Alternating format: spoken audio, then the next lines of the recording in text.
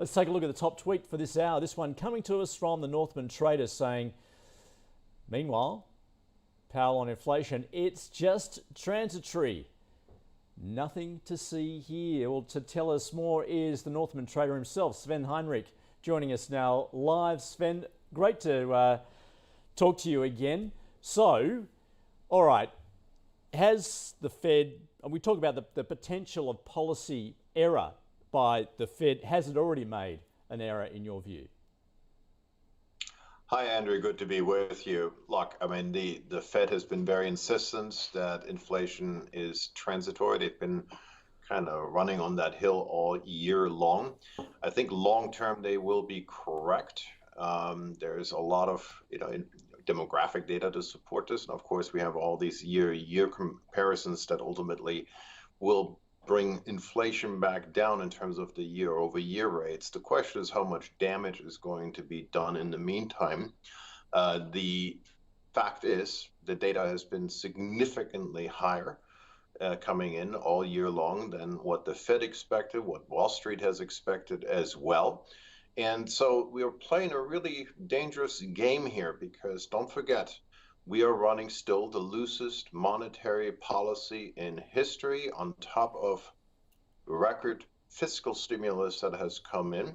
And there is really no precedence to see a Fed funds rate at zero with a CPI at 6.2% and obviously coming off of multiple months above 5%.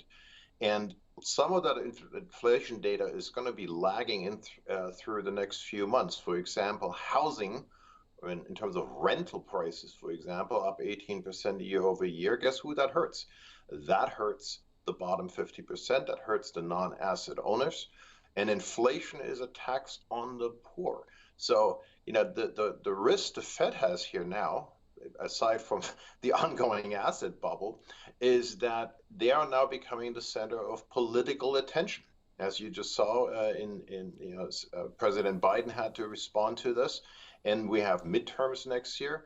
And I think patience is going to run out, especially if you see the consumer confidence numbers, not only on the retail side, but also small business sides. Those numbers have been dropping quite a bit. And I think inflation, as it's measured, not officially, but in terms of how people actually have to meet their budgets on a month-to-month basis, they're not going to be thrilled about this, especially if wage increases while increasing are not keeping up with the cost of living.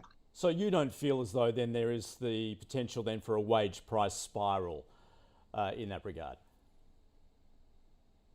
A potential is always there, and the pressure is going to be up. Don't forget, inflation is partially psychologically driven, right? And to the extent that inflation expectations keeps riveting up, you can kind of lose control over this whole transitory narrative. What does transitory really mean? And even Jay Powell this last week had to admit that transitory can mean different things to different people. Well, what is it?